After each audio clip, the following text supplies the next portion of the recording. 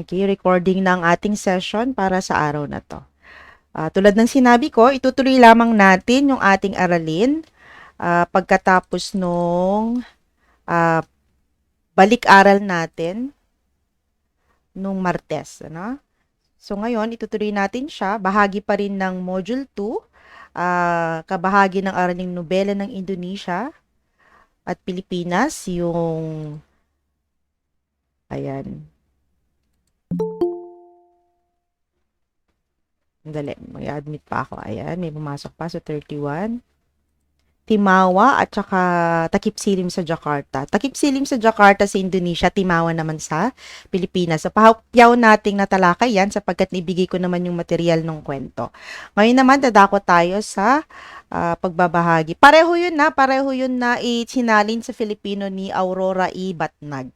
Pakitandaan na lang yung um, ako, may naka-open yata ang mic sa inyo mga anak. Paki-off na lang. Naririnig ko yung sarili ko. Okay? So, parehong isinalin sa Pilipino ni Aurora Ibatnag. Yung pangalang Aurora Ibatnag, please paki-take note niyo kasi magiging bahagi yan nung inyong panghuling quiz sa pagsusulit sa first quarter, sa kabuuan. So, Takip Silim sa Jakarta, sinalin niya yan. Tapos, kanyang ibinuod at binigyan ng interpretasyon naman yung Timawa. Okay? Magtutungo na tayo sa tatalakayin natin sa araw na to. Ito ay tungkol sa uri ng mga tunggalian na nahahati sa dalawang dibisyon. Ito yung panloob na tunggalian at panlabas na tunggalian. Okay? Nakikita ba natin yung mga anak, yung ating materyales dyan? Yes, ma'am. Ayan, mamaya. Okay. Yes, ma'am. Ayan. So, ilabas ko lang siya at hindi ko makontrol dito. Ayun.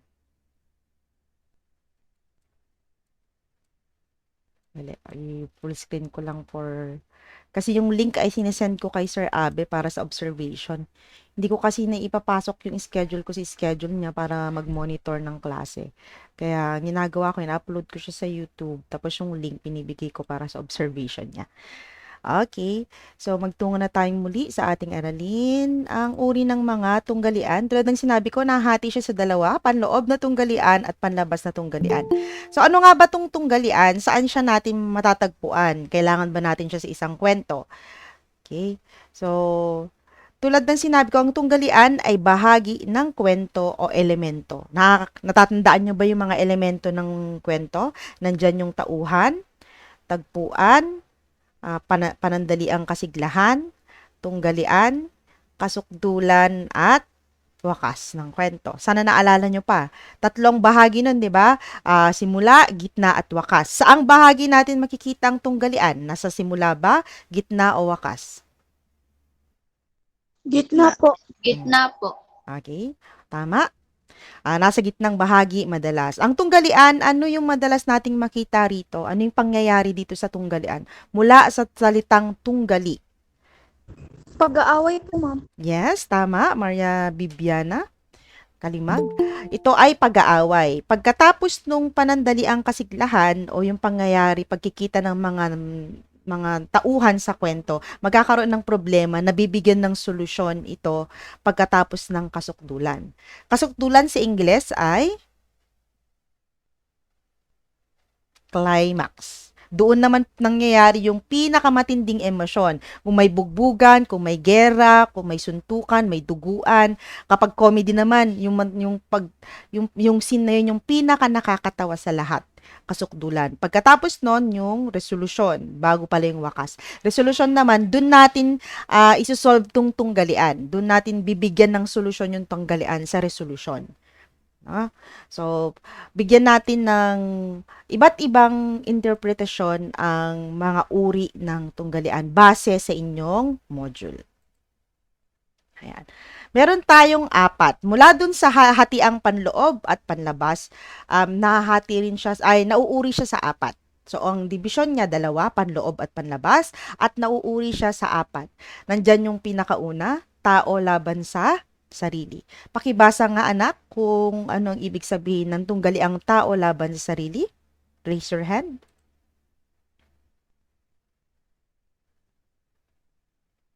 Sinong gustong magbasa?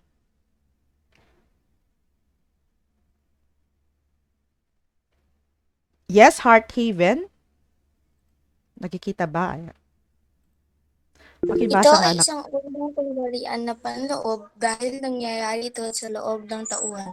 Sa tunggalian na ito ay kalaban ng pangunahing tauhan ang kanyang sarili. Nakikita o napapansin ito kapag ang pangunahing tauhan ay nahihirapan sa pagdedesisyon sa tama ba o mali. Ayan. Pag sinabi, thank you very much, Hearthaven, salamat. Pag sinabi nating tunggalian laban sa sarili, dito na nagkakaroon ng pag-uusap yung kaisipan ng pangunahing tauhan o usually kahit sino mang tauhan sa kwento. Madalas, ginagawa niya ito kapag nagkakaroon siya ng decision making o pagdidesisyon. Kung magdidesisyon siya sa tama o sa mali.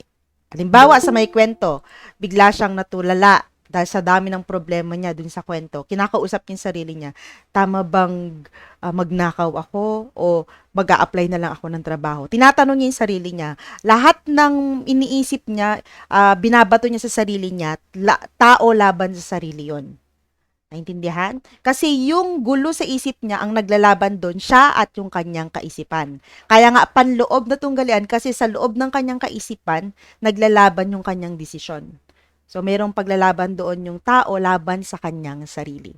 Yun yung ibig sabihin ng tunggaliang panloob na tao laban sa sarili. Okay?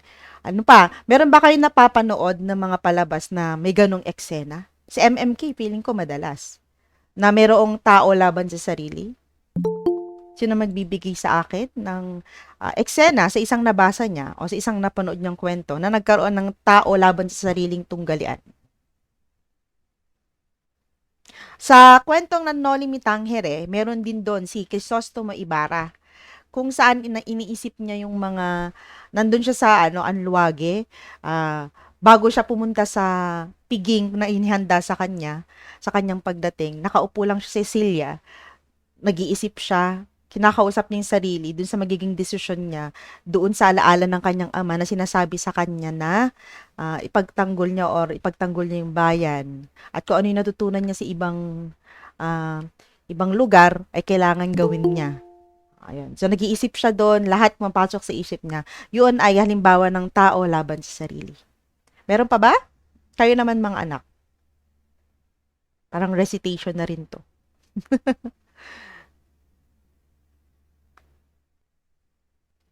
Okay, wala? Yes, Hearthaven ulit. Ay, nakakarami ng puntos si Hearthaven ngayon. Sige, anak.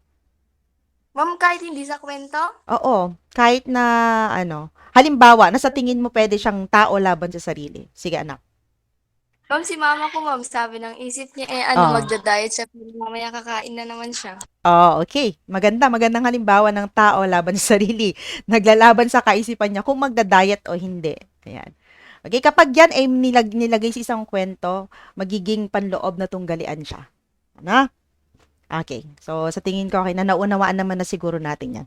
Susunod ay dadako naman tayo sa ikalawang dibisyon ng tunggalian na panlabas na tunggalian. Hindi na ito mangyayari sa loob ng kaisipan ng isang tao. Ito ay maaring maranasan na sa pagitan ng tao, ng kapwa-tao niya, sa pagitan niya at ng kalikasan, at sa pagitan niya at ng lipunan. Unahin muna natin yung tao laban sa tao. Pakibasa nga ang kahulugan nito.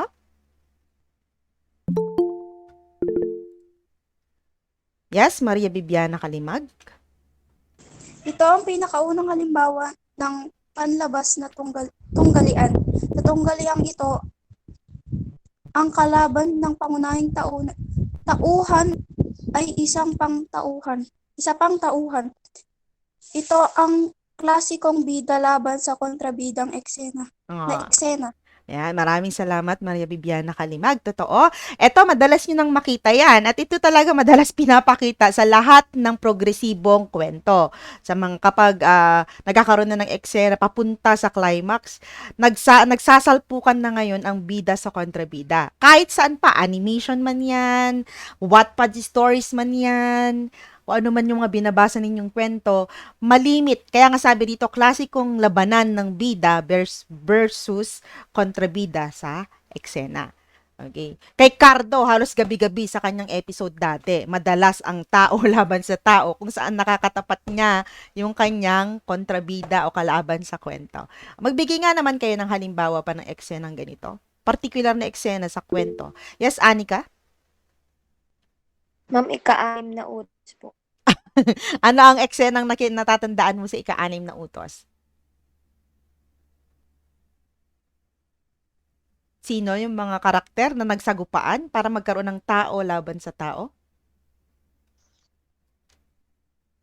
Yung papangalanan mo ba yung mga karakter dyan, Anika? Mhm. Si Emma. Ma'am, Si Emma tsaka? Georgia.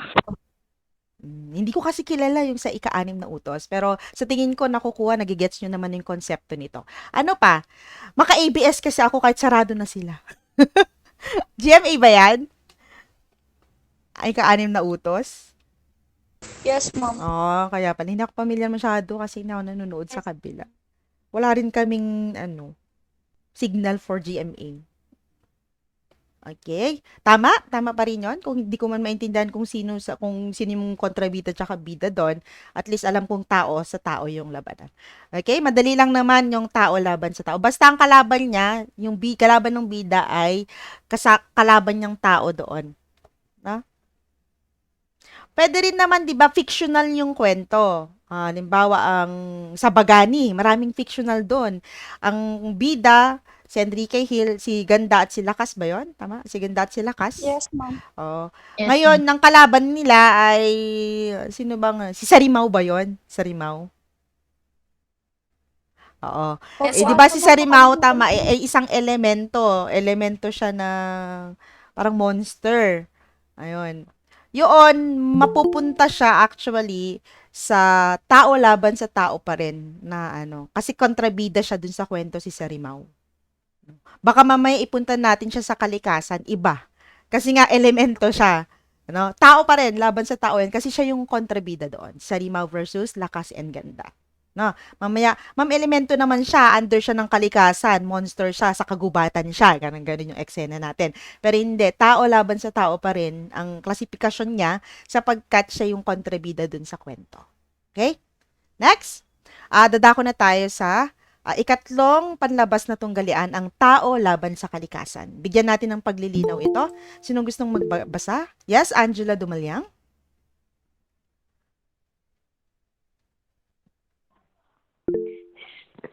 Sa tunggalian namang ito, ang pangunahing tauhan ay naapektuhan ng mga puwersa ng kalikasan. Halimbawa, ang biglaang pagputok ng bulkan na maaaring maglagay sa pangunahing tauhan sa pagpanganib. Ayan.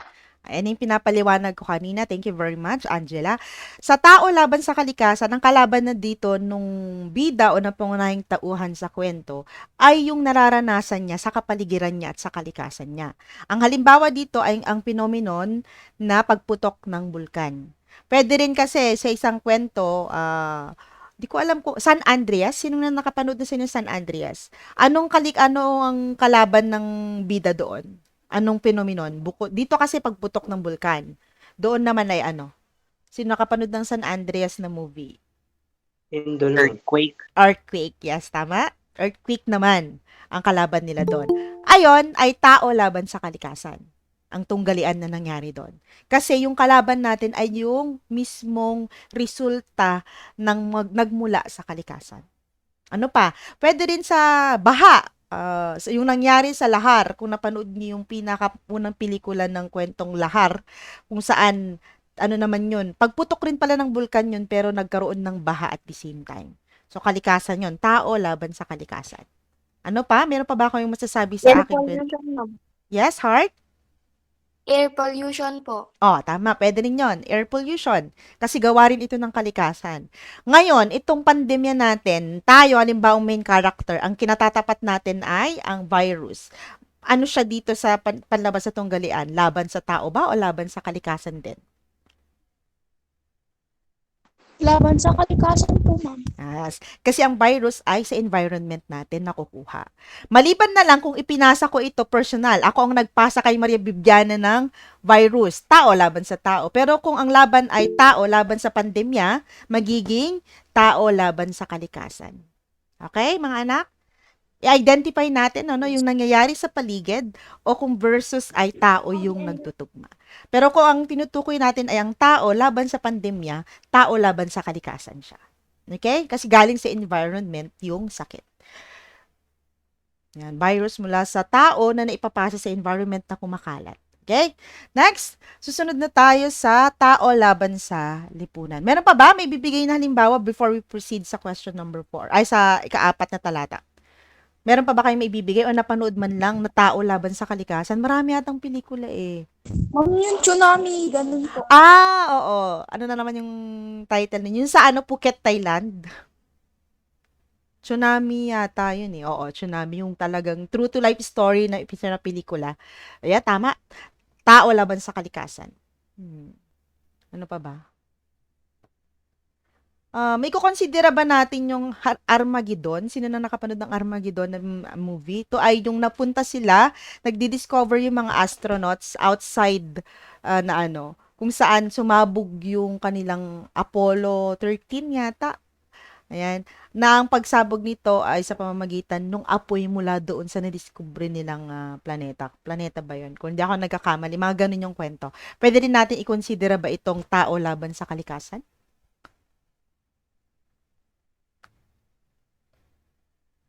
Siguro po, ma'am. Siguro po, ma'am. Okay. Oo, kasi ano pa rin, gawa pa rin naman ng kalikasan. Kahit saang planeta naman yan, no? May ibang elemento doon sa kalikasan kung saan nagpapainit siya. So, kalikasan yun. Hindi natin kayang ipaliwanag kasi ang nagdudulot nun ay kalikasan. No? Sa ibang planeta nga lang ang usap. Okay? Next, dadako na tayo sa ika-4, ang tao laban sa lipunan. Ang bilis ni Anika. Yes, Anika. Ang pangunahing tauhan na sa tunggalian na ito ay nagkikipaganggaan sa lipunan. Halimbawa nito ang pagsuway sa mga alituntunin ng lipunan o di kaya ay ang pagtakwil sa kultura ng lipunan. Okay, madalas siguro makita natin ito kapag may pelikula tayo o teleseryeng napapanood na may nakita kayong nagwewelga. Dun sa eksenang yun, may tao laban sa lipunan sapagkat siya ay lumalabag sa patakarang panlipunan. Halimbawa, ganon. Meron siyang ayaw sundin sa patakaran ng lipunan. Halimbawa rin, pag inayawan niya yung kanyang kultura sa kwento, halimbawa, tinalikuran niya yung pagiging ibanag niya, yung pagiging yogad niya, na i-feature to sa isang kwento.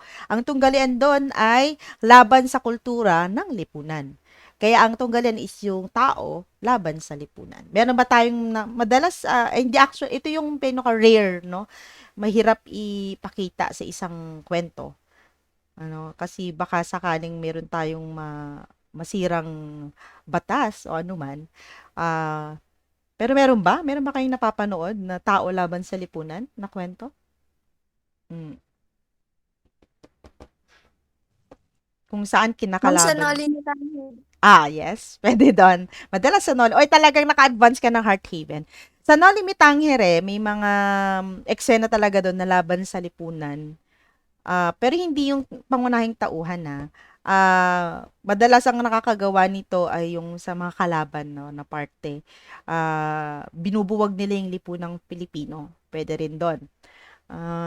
Meron din siguro dahil si Crisostomo Ibarra lumabag naman siya sa lipunang Kastila. Si Crisostomo Ibarra kasi hindi niya sinusunod yung batas naman ng lipunan nila. Pwede rin 'yon.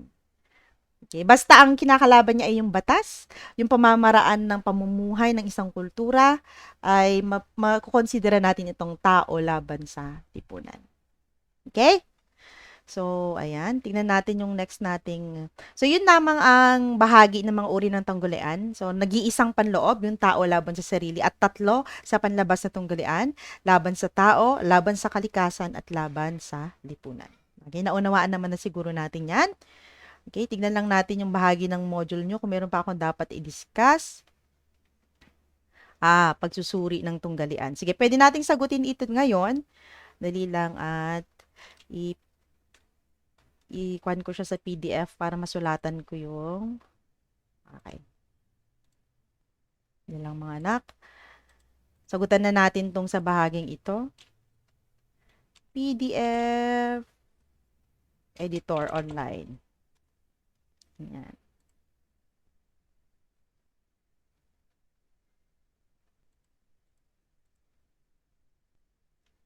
Pagkatapos nito, magkakaroon ulit kayo ng maikling pagsusulit. Ayan. Gamit pa rin yung dati, syempre. Yung ating quizzes. Para masanay na akong gamitin siya. Ayan. I-drag ko lang. Ito. Asan na? Asan na yun? Ba't nawawala na? Opya. Dami kasing nakabukas. Sorry. Ayan. Dito dapat. Okay. Hindi lang tayo dyan mga anak. Saglit na lang. Okay, close ka na yon. May pumapasok pa rin. May nahuli na. Hindi ko pa pala pinupost yung quiz. Tapos ko na siya kasi nagkakaproblema ako sa timer. Pero prepared na siya yung quiz ninyo. Ito ay quiz pa lang sa module 1. So, iba pa yung quiz sa module 2. Ayan. Version 2 naman yung nakalagay. Tama ba to? Okay. Yan na.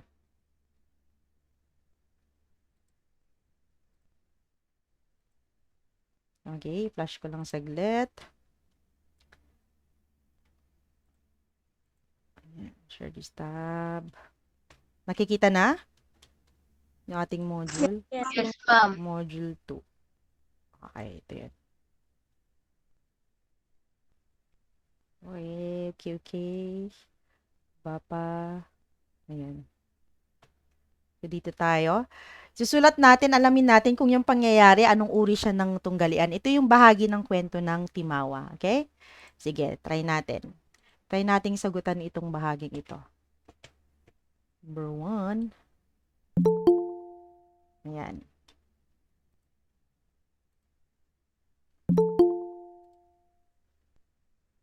Okay, subukan nga natin. Basahin ang number 1. Tapos bigyan natin ng kasagutan. Let's give it a try.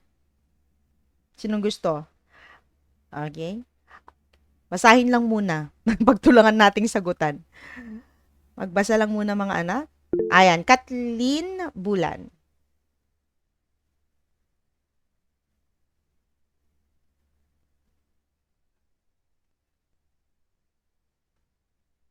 Narinig ba ako ni Kathleen? Anak, ikaw na?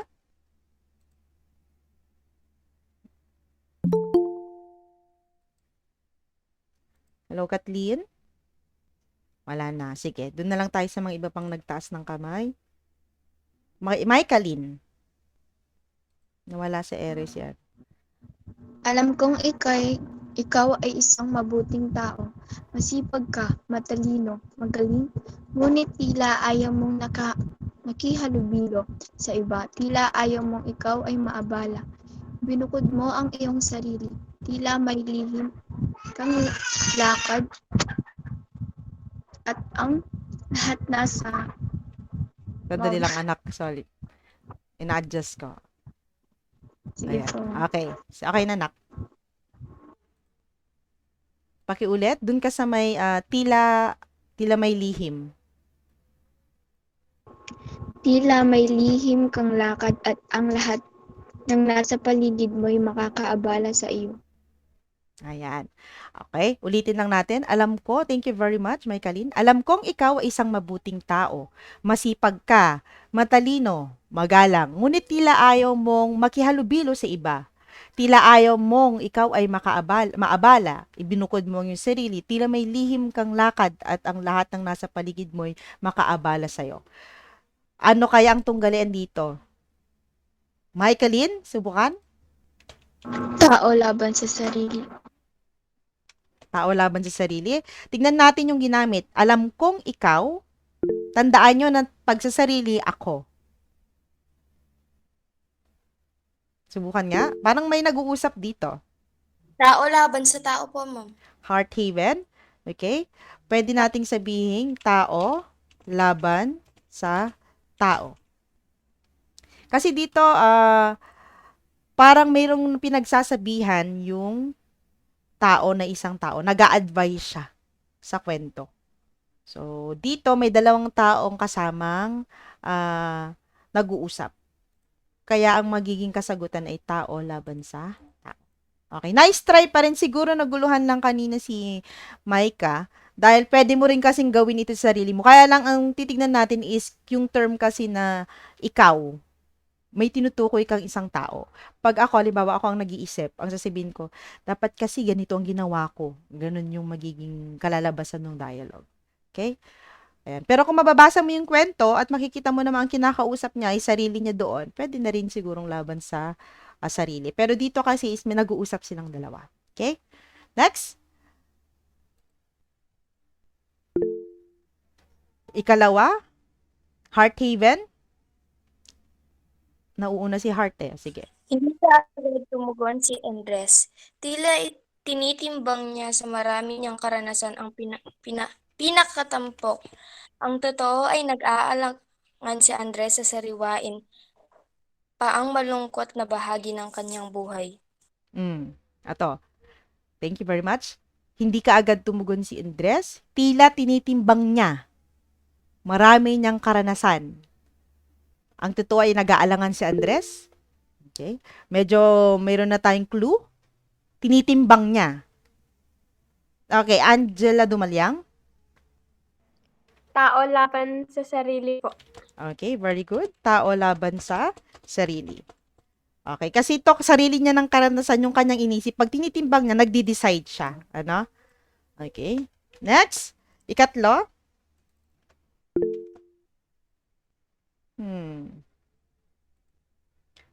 Open queue. Sino na yun? Sian Michael.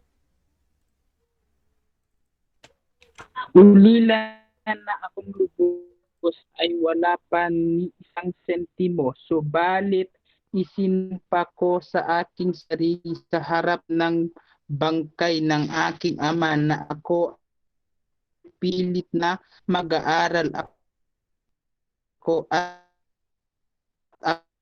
ako ay magiging manggamot. Hanapin kong pilit ang tagumpay na siya adhika niyang maging akin. Oh, ano magiging sagot dito? Yes, baby Jane? Ulila akong lubos, sabi niya. Ma'am, tao laban sa sarili. Okay, very good. Kasi isinisimpa ko sa aking sarili. Siya ang nangungusap. Pinapangako niya sa sarili niya na magtatagumpay siya. So, ito ay pagdidesisyon para sa kanyang sarili, kaya tao laban sa sarili. Okay? So, tingin ko, nakukuha niyo na yung konsepto para sa aralin natin sa tunggalian. Madali nyo na-identify. Mas maigi kasi din, dun sa una, medyo nagkaroon tayo ng kaguluhan, mas maiging nababasa rin natin yung kwento at naunawaan natin para mabigyan natin ng interpretasyon kung anong yung tunggalian yung pwedeng ilapat para dito. Okay? Ayan. So, dito naman, opinionated tong pagdidesisyon, hindi na natin pa bibigyan. Kasi dito, magbibigay ka ng reaksyon sa mga sumusunod na sitwasyon. Okay? Ikaw ang bubuo ng konsepto. Ang sitwasyon ay, ano ang gagawin mo kung sinabi ng magulang mo na hindi ka na nila kayang pag-aralin pa dahil sa hirap ng buhay? Ayan. Ikaw magbibigay ng sagot. Pero tandaan nyo, pag nagbigay ka ng sagot ayusin ninyo yung pagkakabuo kasi meron tayong pamantayan. Mag-gradean siya ayon sa pagkakabuo, sa mechanics, sa kaangkupan, at sa paggamit ninyo ng mga ekspresyon sa pagbibigay ng opinyon, ng katotohanan. Ano pa yung isa? Opinyon, katotohanan. Okay. Pagbibigyan niya opinyon at katotohanan. Dito. Kailangan may gamitin kayong ekspresyon para mabigyan din ng mataas na puntos yung inyong gagawin. So, meron siyang 25 points. Okay, so I think pwede na tayong magsimula sa ating pagtataya o short quiz. Ayan, balik tayo. Okay, ilalagay tulad ng ginawa ko ha. Ilalagay ko sa link. Sasagot kayo. So, meron tayong 35. Kokopin ko lang yung link, guys. Ayan. Pagkatapos nito ay tapos ng ating klase. At ang inyong quiz, pasensya na hindi ko maipost-post at inaayos ko pa ang timer. Ayoko kasing i-post siya na walang timer. Kasi mamaya bigla kayong magbukas ng ibang site. Alam ko yung mga karakas ninyo at diskarte ninyo sa buhay. Kaya naayos ko pa. Ayan. Huwag kayong mag-alala yung mga nilalagay ko rito sa quizzes natin. Nandun din. Kaya kung nasagutan nyo ng tama dito, maaring makuha nyo rin siya ng tama doon sa quiz ninyo. Okay? Sige. Ready na ba kayo? Yes, ma'am. Okay, Yes, ma'am. lalagay ko sa link. Pasok kayo sa link, ha? Ayan.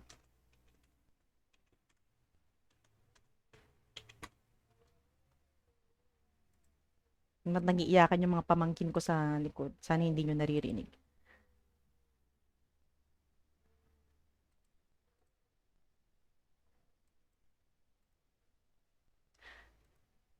Okay na? Ayan.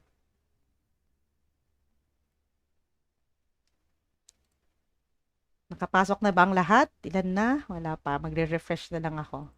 Reload.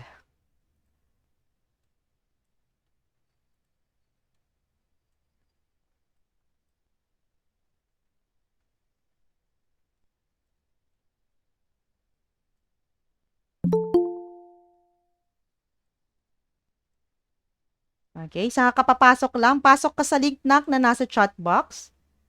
Ayan.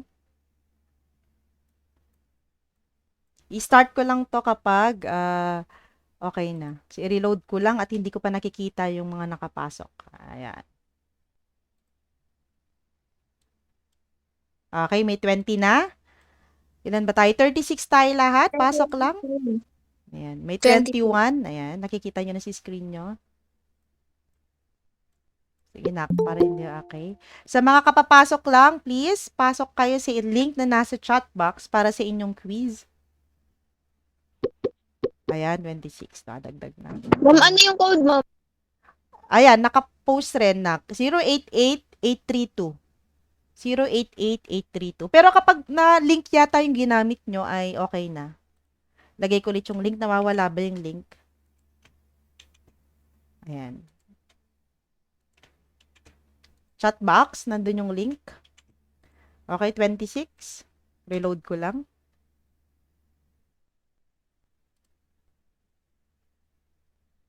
$27. 36 tayo. Ayan.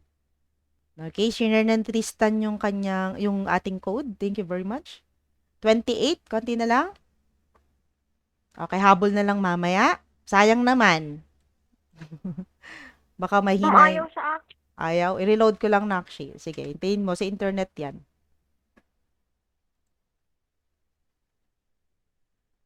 Oh, 29. Nakapasok ka na ba? 31? Oy. 5 na lang. Reload lang ako dito para 5 na lang. 32, okay. Waiting pa tayo sa 4.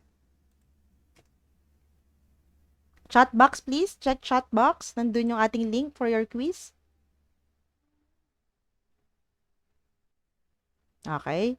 So, kung wala na, yung 4 talaga hindi makakonect, magpo-proceed na tayo. Okay, start ko na dito sa aking screen. Okay. So, yung tagi 1 minuto na to, kaya medyo matagal-tagal yung pagsagot ninyo. Okay, ready? Start.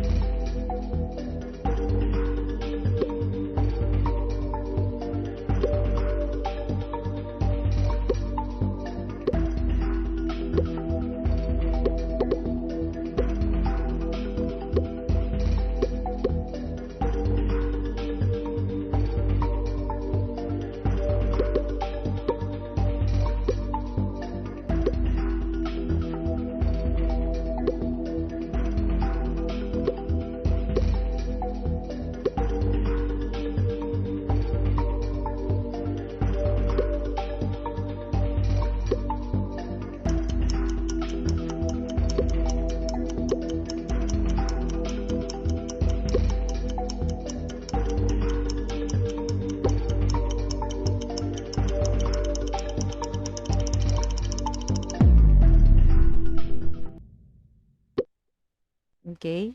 May 2 hindi nakapasok. Tignan natin ang leaderboard. Oops! Ang nanguna ay si Janelle. Ang tamang sagot ay pipili kayo kung anong uri siya ng tunggalian. Meron ba namang gayong araw ay nakabunggu ang balikat? Ibig sabihin, namimit niya yung tao. Ay di mo matawag na kapalagayang loob. Malalim nga lang yung pagkagamit. Pero, ibig sabihin, may nakakabanggaan siya. Namimit siya. So, ibig sabihin, meron siyang taong nakakasalamuha. So, ang tamang sagot ay tao laban sa tao. Okay? So, mas marami ang nakakuha ng tama. May dalawang hindi nakapasok. Bawi kayo next question. Next slide na tayo. So, may nanguna na kanina. Ayan, meron pang pumasok. Isa pa. May nakahabol pa ba? Ayan, let's go. Next slide.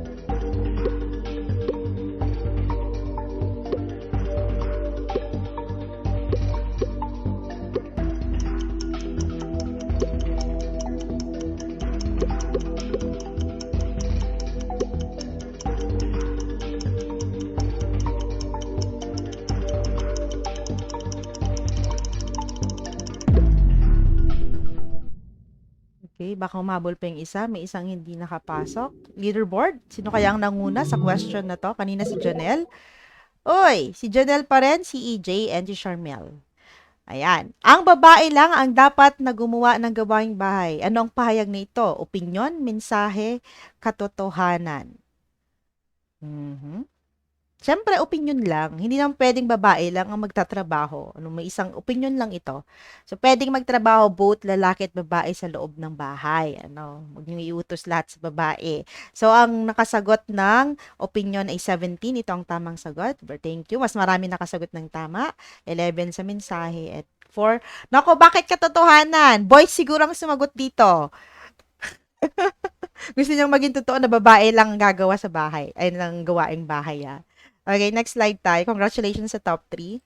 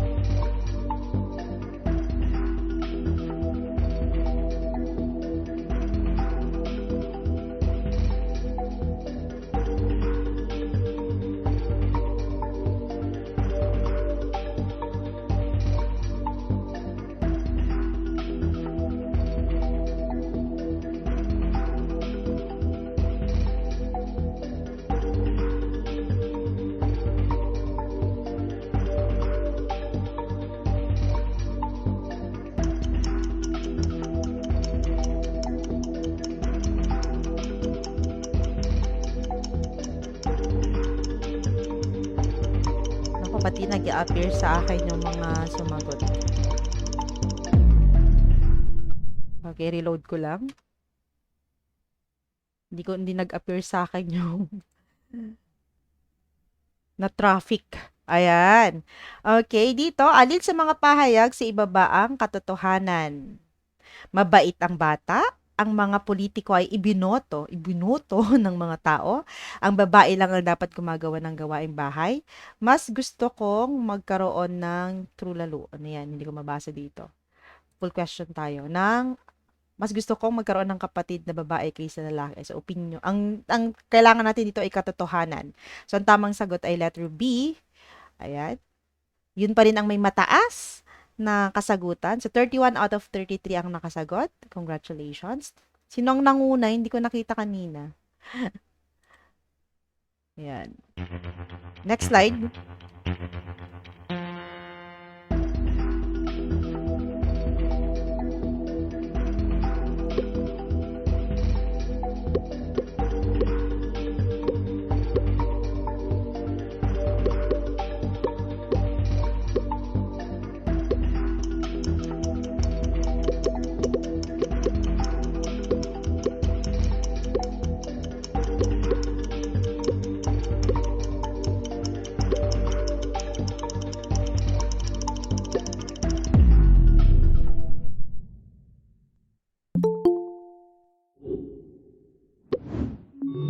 Leaderboard. Janela, EJ, and Eileen ang nangunguna. Okay, para sa tanong na to, batay sa resulta, umabot na sa 6 na milyong katao ang nahawaan ng coronavirus pandemic sa buong mundo. Ang pahayag ay isang katotohanan kasi nakatala siya sa records sa World Health Organization. So, katotohanan siya at maraming nakasagot nito. 30 ang nakapasok sa question nito. Next slide na tayo. Nangunguna si Janelle.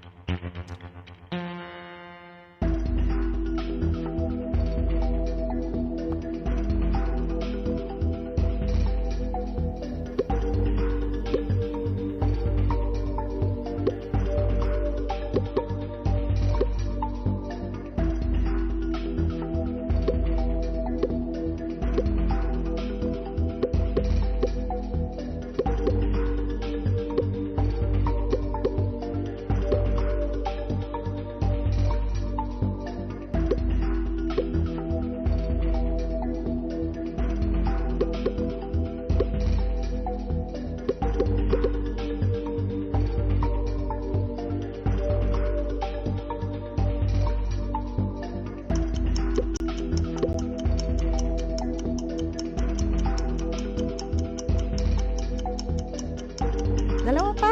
Hindi pa yata nakakompleto ang mga pumapasok. Oh, isa na lang. Pasok ka pa. Kung sino ka man. Oh, time's up. May isang hindi nakapasok. Leaderboard. Sino ang nauna? Janelle pa rin. Up! Eileen. Ako, nagkamali na si Janelle tsaka si EJ. Bakit kaya? Paano nakatutulong ang mga pahayag sa katotohanan sa isang pangyayari? Ayan. A. Nakapagdaragdag ng impormasyon. Ang tanong dito, nakatutulong ang pahayag sa katotohanan. Paano nakatutulong ang mga pahayag sa katotohanan sa isang pangyayari? Okay? Nakadaragdag ng impormasyon, batay sa sariling paniniwala lamang. Papaisip sa mga taong nakakita ng mga pangyayari. Ito, pahayag na maaring maging tulong bilang mga ebidensya. Ang pahayag ay magiging ebidensya para sa katotohanan. Kaya ang sagot ay letter D. Maraming sumagot sa nakapagdaragdag na impormasyon. Medyo mahirap unawain ito, no? Pwede rin kasi, pero dito choose the best answer.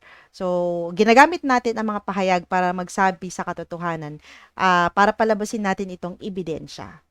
Ito yung magpapatunay na totoo nga yung katotohanan ng sinasabi natin. So, yun yung konsepto sa lesson natin. Okay? Next!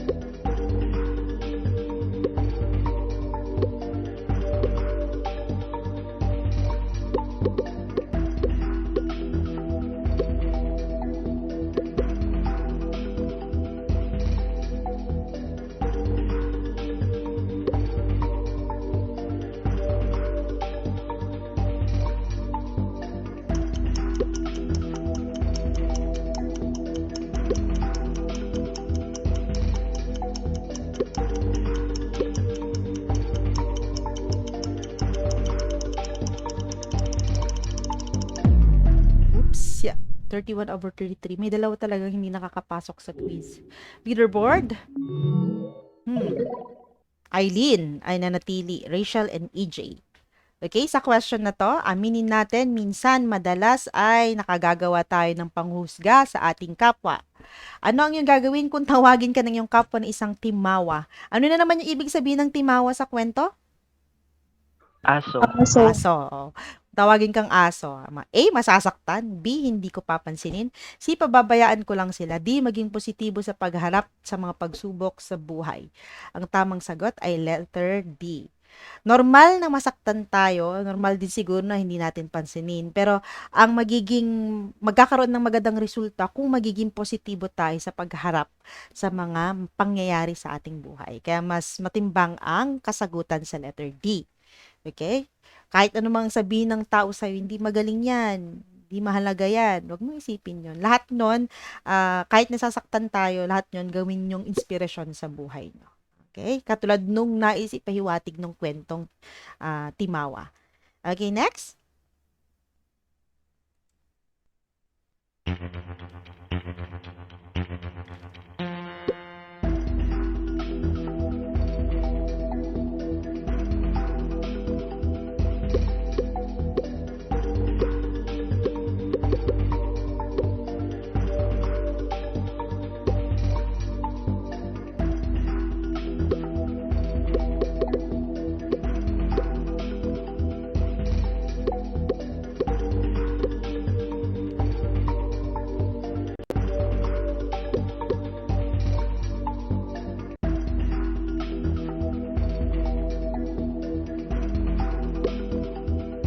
Ah, 32. Hindi pa tayo nakakompleto sa isang quiz. Please complete. 32. 34 over 34. 17 seconds pa. Habol, guys. Nag-cheer ako para sa inyo. Habol. No, never pa tayo nakompleto sa isang quiz, guys. 32 over 34. Nahuli sa pagpasok siguro. Oops, yeah. Time's up. Time's up. Mas nawalan ng internet. Leaderboard. Pak. May mga umaakyat sa top 10. Number 1, Eileen pa rin. Okay, ang question ay, mas mainam ang face-to-face kaysa pagsagot ng module sa bahay. Patlang yon. Okay, ito ay nagpapahiwatig ng opinyon. Para sa'yo, mas mainam ang face-to-face kaysa pagsagot ng module sa bahay. Kaya ang magiging sagot ay, sa aking palagay. Ito ay ginagamit na ekspresyon sa pagbibigay ng opinion. Maraming nakasagot. Medyo may nahiwalay lang na dalawa. Nalito lang siguro. Okay, 32 over 34 ang nakapasok. Next question.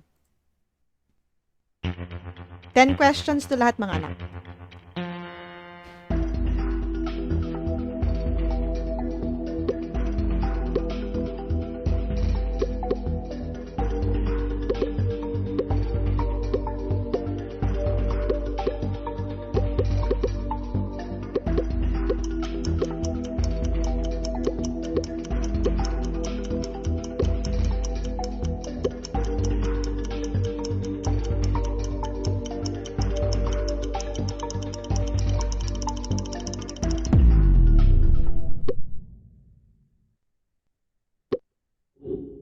Leaderboard. Eileen, Rochelle, and EJ ang top 3 para sa katanungang ito. Ayan. Ang question?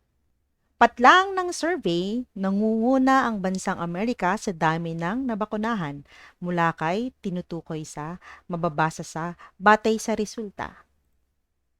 Okay? Wow! Out of 31, 31 ang nakasagot ng tama. This is the most perfect item. Congratulations, guys. Ayan, ang tamang sagot ay batay sa resulta kasi ito ay galing sa isang survey. Okay?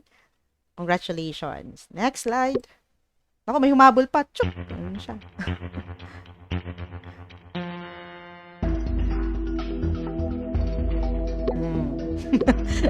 Parang feeling ko, bilisan lang yung pagsagot siya. Ang pagkain ng gulay ay patlang na nakalulusog.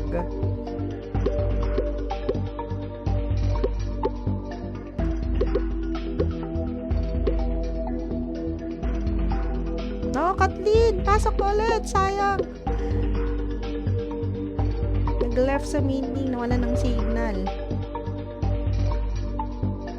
Tarang mas maganda talaga kung 1 minuto per item, no? Ako! Angela, tala mo yan, pasok! 31 over 34. Kompletuhin natin to. Kompletuhin natin to, guys. You can do it. Dalawa na lang! Ano, kompleto. Dalawa na lang. 32 out of 34.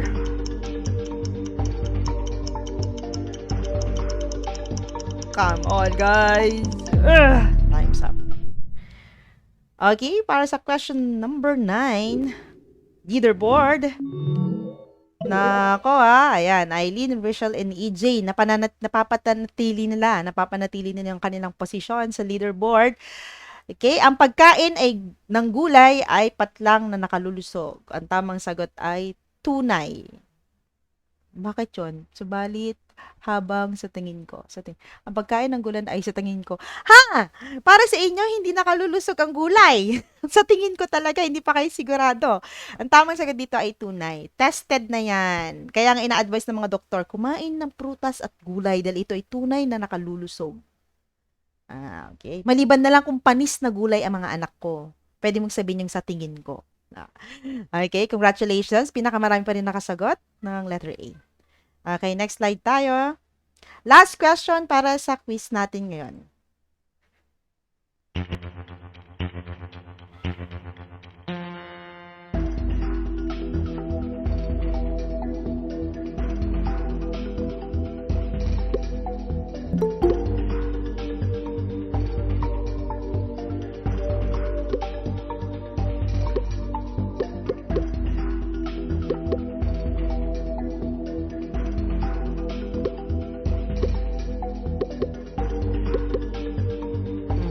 Decision making.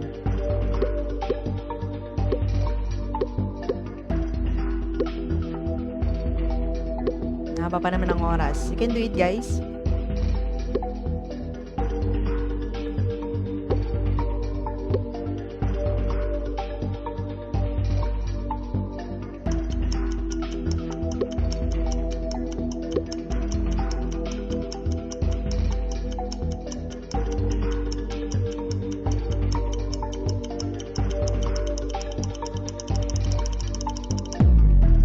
Ooh.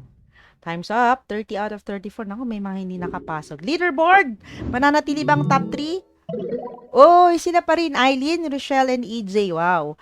Okay, sa tanong na ito, tignan natin na ito ay ikaklasipikan ninyo kung anong uri ng tunggalian. Narinig ni Angela sa kapitbahay na na-COVID ang doktor ng pamilya ng kaopisina niya. Parang chismis na to ha. Ngunit di niya tiyak kung totoo o fake news. O sabi ko na nga chismis. Nalilito siya kung sasabihin ba niya sa kaibigan o hindi. Anong uri ng tunggalian ang pahayag? Ang tamang sagot ay mayroon decision making sa kaisipan niya kung sasabihin niya o hindi. Kaya tao versus sarili ang tamang sagot. At marami rin ang nalito sa tao versus lipunan, tao versus kalikasan. Nako. Pag nagdidesisyon para sa sarili niya, kung ilalabas niya, kasi nangyari ito sa kaisipan niya. So, dapat tao versus sarili.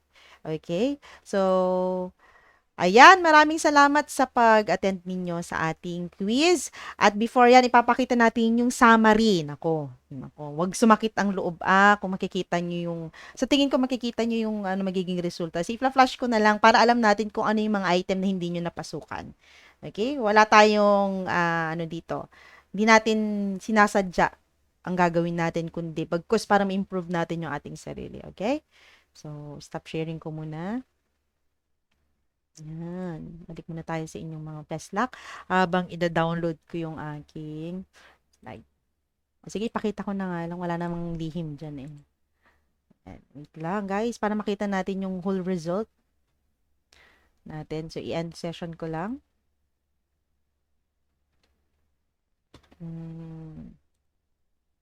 Yes. Okay, dina-download ko kasi yung result. So, top scorer muna pala. Ayan, top scorer natin. Sino? Si Eileen, si Rochelle, and si EJ. Sa top scorers natin sila. Ayan. Kita ninyo yung result. Congratulations. So, bigyan natin ng, appreciation si Eileen, si Rochelle, si EJ. Fourth ay si Angela May, Jenny Bell, Sheila May, Charmel, Janelle, Hart, and Maria Bibiana Kalimag. Ang top 10 natin. And the rest, ayan, siguro may mga internet connection problem. Okay, view reports lang natin.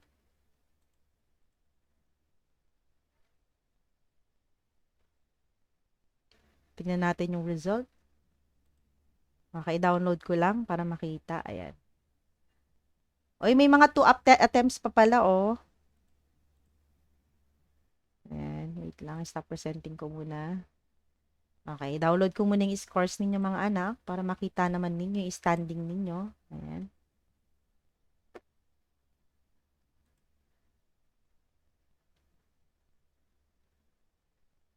Okay.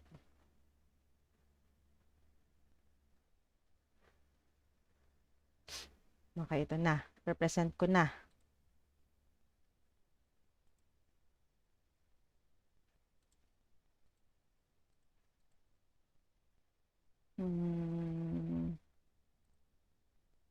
Tab ba yun? Hindi. Sa kabila. Window. Ayan. Nakikita ba ninyo sa screen? Yes, ma'am. Okay. No. Ito yung mga percentage. Ayan. At nandun yung pangalan. Ayan. Yung mga sagot nyo. So, yung red, yun yung mga pagkakamali nyo. Okay? So, ayan. Para nakikita yan. Yan yung scores ninyo, yung grade ninyo sa ilalim. Naka-percentage siya. Pero bibilangin ko siya by points over 10 para hindi naman masyadong malaki. So, ibig sabihin may naka-perfect. Si Eileen, 100. Si Rochelle, 100. Si AJ, 90. Isa lang. Yung mga 90, isa lang ang pagkakamali. Wow, congratulations. Ayan. Okay, so may record. May Daniela, nandiyan ka ba? Ba't no response? Hindi ka makakonect? Wala talaga. Nawawala siya. Wow, may naka-perfect dalawa. Congratulations, Aileen and Rochelle, para sa perfect score. And EJ na nakapasok sa 90%. May Angela, Janibel, Sheila. Yung mga 90 natin. Ayan. Hanggang kay Sheila. Okay, thank you very much. Ayan, close ko na. Balik na tayo sa ating klase. Ayun, so congratulations for attending the quiz. At ang resulta, syempre recorded siya. Ayan. Yung mga quizzes natin, ipopost ko kung maaayos ko yung timer. Huwag kayong mag-alala, karamihan ng items sa quiz natin, parang review nyo na rin ito, ay nandoon din sa mga item na sasagutan ninyo. Okay? So, ayan, 12:13 na. Hindi na ako magtatagal pa. Maraming salamat sa pag-attend sa klase ni Binibining Marikit. See you next time sa Martes. Kita-kita tayo. At sana natulungan ko kayo sa ibang bahagi ng inyong module. Yung iba naman doon, syempre naman, effort nyo nang sumagot. Okay? Madali lang naman yata yung module natin yung ikalawa. Okay. May kausap pa ba ako mga anak o kumakain na kayo? Yes, ma'am. Ayan, kumakain na sila. Okay, so see you next time. Bye-bye for now. Bye, Bye, ma'am. Happy lunchtime. Kain na kayo. Bye, ma'am. Bye. Bye, ma'am. Thank you po. Bye-bye. Bye, ma'am. Bye, guys. Ma'am, pengi ulit. Skin? ma'am. Walang pang pa-skin. Walang budget.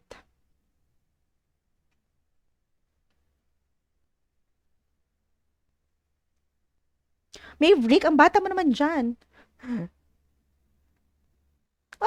Dalawa na lang tayo, Baby Jane. And goodbye. Goodbye, goodbye, goodbye.